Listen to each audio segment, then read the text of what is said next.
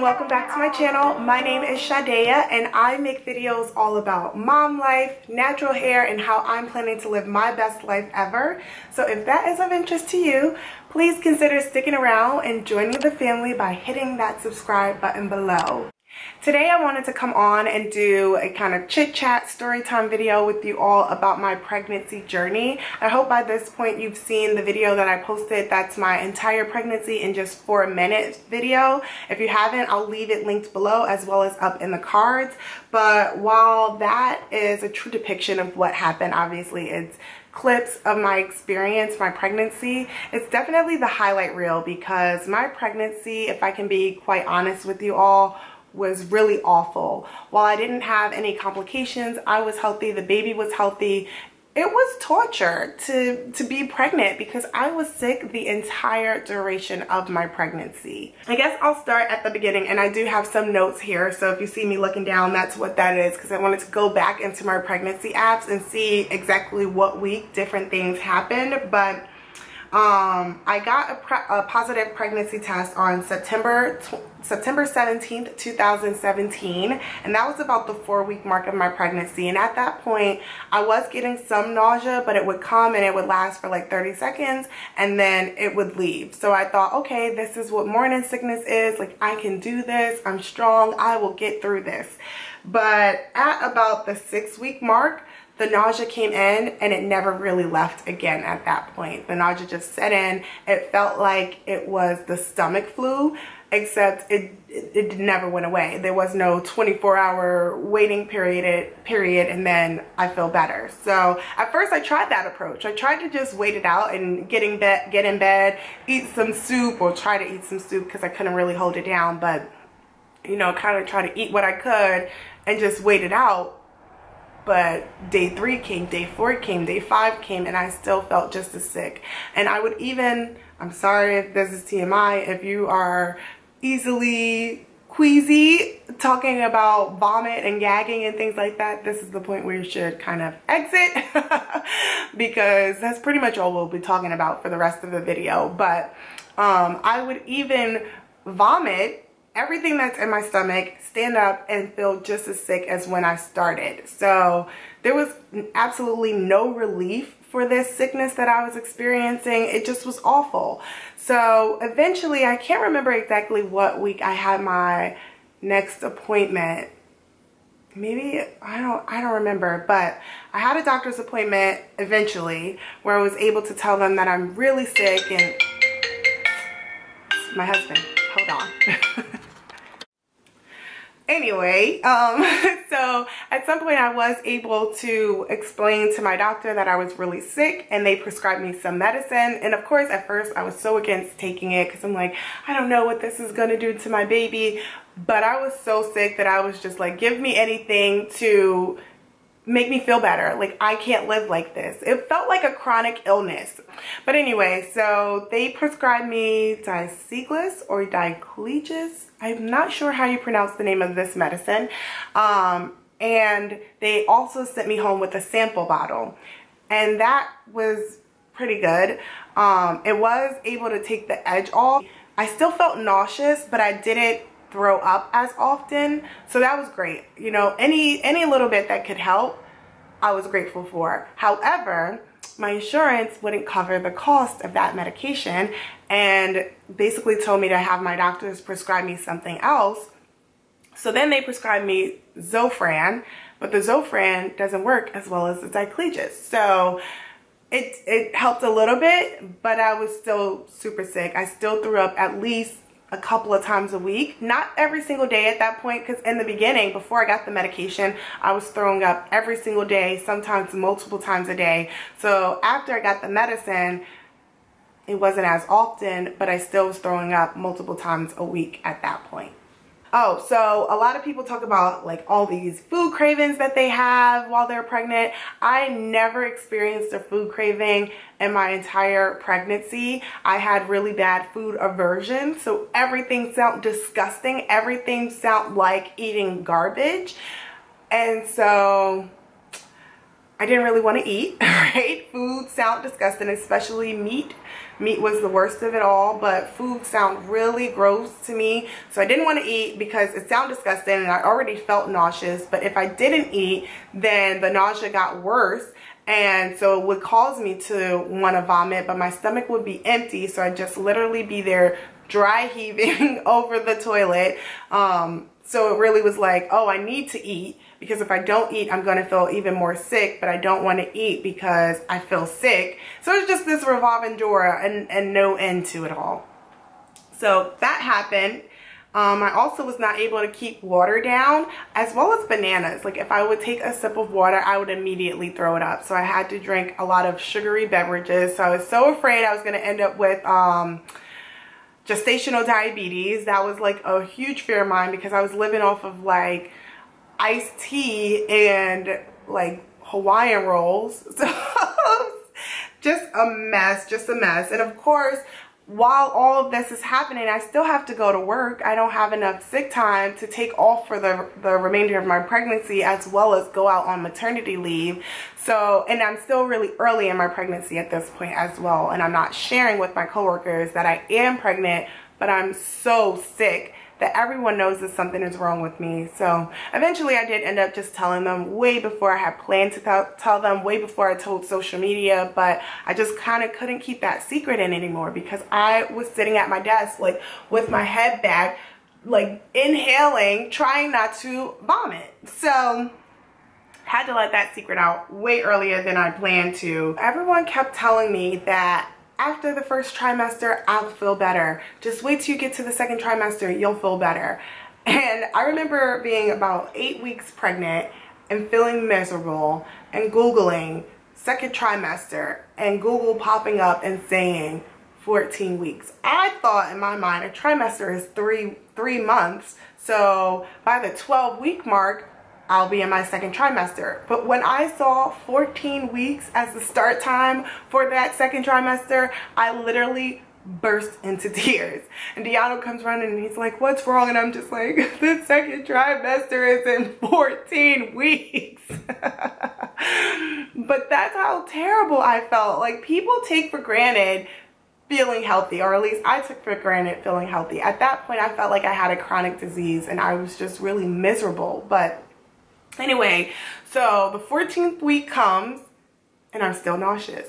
And the 15th week comes and I'm still nauseous. And the 16th week comes and I'm still nauseous. And at this point I realized I'm just going to be sick for the entire pregnancy. Like, when will I feel better? So at around 20 weeks of my pregnancy, I caught a cold. And that was the best thing that could have happened to me, because despite the fact that I had a runny nose, I had nasal congestion, I had a cough, you know, I had all of this upper respiratory stuff happening, I didn't have any nausea. It was as if my body couldn't handle two sicknesses at one time. So despite feeling pretty sick up here, I felt great in my stomach. And so that was the best thing that could have ever happened to me. And I prayed that that feeling would last past the cold. But of course, as soon as the cold went away, the nausea came back. But at that point, the nausea was less just nauseous for no reason, and more so nausea due to heartburn. So any little thing would give me heartburn at that point. If I ate something, even if it wasn't something that had acid in it, it still would give me heartburn. So if I would have bread, it would give me heartburn. Any juice would give me heartburn. And then I also couldn't lay flat on my back because the acid would start to rise in my throat. And so basically my stomach felt like it was like right here, right? Because I have a baby underneath that. So my stomach is pushed up and I could literally feel the acid like building up into my throat. And as soon as it would reach right here, I would vomit. So I couldn't lay down. What else can I do? Like any little thing, I had to be really careful about what I was eating, that it didn't induce heartburn, even though everything gave me heartburn. But at that point, I stopped taking the Zofran and I started taking Zantac, the heartburn medicine, and I would take one of those every single day for the rest of my pregnancy at that point. I also stopped laying down flat to go to bed. I started sleeping propped up on pillows. So also at this point, me and my husband are no longer sleeping in the same bed because he can't get comfortable because I have mountains and mountains of pillows. And also I'm doing all this tossing and turning because I have a baby sitting on top of my, you know, like all of my organs and things like that. So I just can't get comfortable. So he can't get comfortable. And then God forbid, like I fall asleep and he wakes me up. So we weren't sleeping in the same bed at that point anymore either. It just was rough. Some other pregnancy symptoms that I was experiencing is an overall tiredness. I would get easily tired walking from point A to point B, even if it wasn't very far. And I felt like I had a bowling ball sitting on my pelvic area. At some points, I literally felt like she was just gonna fall out because there was no way that I could keep this heavy bowling ball inside of me. But of course, that's not how pregnancy works. Your baby cannot just fall out, but it really felt like that. It really, really felt like that. But some positive things to note was that since I had been experiencing this sickness for such a long time at that point, I really got the hang of my medicine routine and kind of when to eat and what to just plain old avoid. So I had a pretty good routine going. I still felt nauseous, but I felt the best that I could possibly feel. At that point, I was able to kind of enjoy the pregnancy a little bit more because I wasn't as sick as I had been, if that makes sense, even though I was still really sick and I still threw up at least once a week.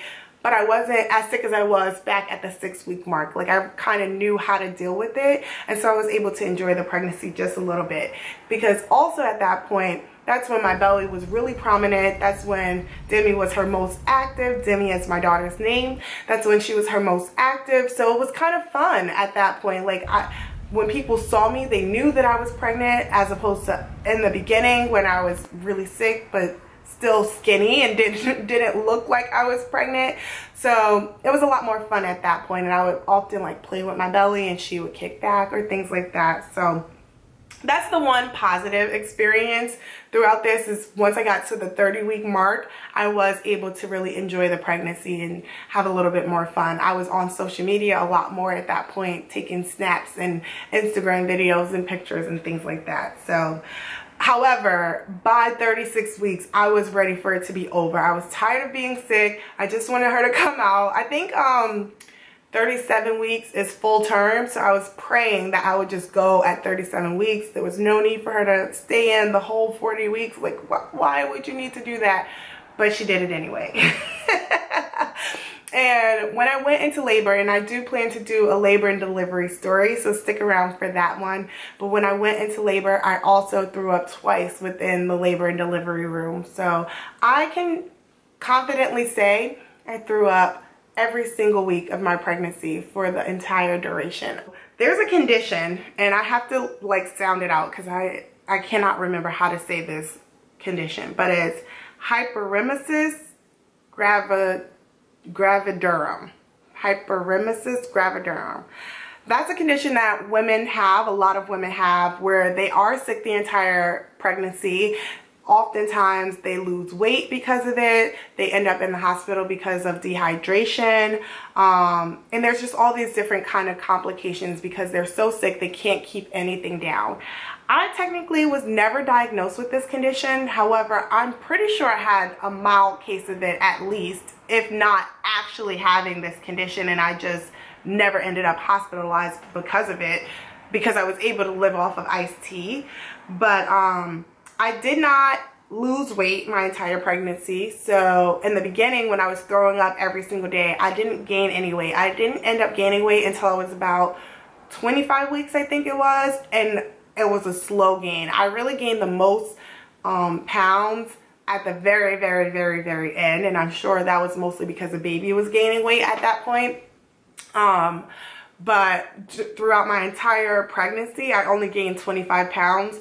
And about a month after giving birth, a month into postpartum, I had lost all of my baby weight because I really didn't put on any weight. And I'm not saying that that was a good thing. I would have rather put on weight and not been sick than be sick to not put on weight. But that's what happened. But overall, I had a healthy baby. She came out at 7 pounds even, no ounces, and had absolutely no complications. So despite being sick, she was healthy. So in conclusion, I guess, you know, would I do it all over again to get her? Absolutely. You know, it was definitely worth it to be sick the entire time. However, I am a little afraid to have a second one. I don't know that I want to do it again. I'm sure that I would feel just as confident that it was worth it for a second one.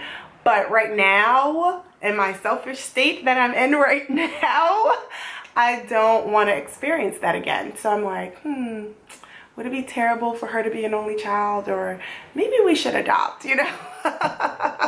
But we'll see. I'm not going to say that we won't have a second one. I'm not going to say that we will. I'm just going to say that being sick for another 40 weeks does not sound like fun. I don't want to do it. But if you are a pregnant mom right now experiencing this sickness, I can tell you it does get better. It may not get better at the second trimester. It may not get better at the third trimester, but at some point it will come to an end. When you have that baby, you will not be sick anymore at some point. I guarantee you it has to end.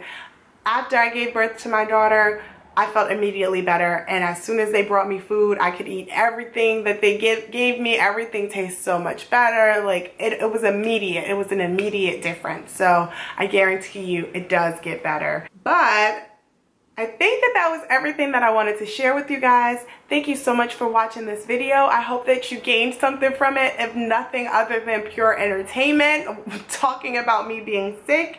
But if you did enjoy it and you're still here at this point, don't forget to give the video a thumbs up and also hit the subscribe button below and join the family. I'll be back with another video soon. See you in the next one.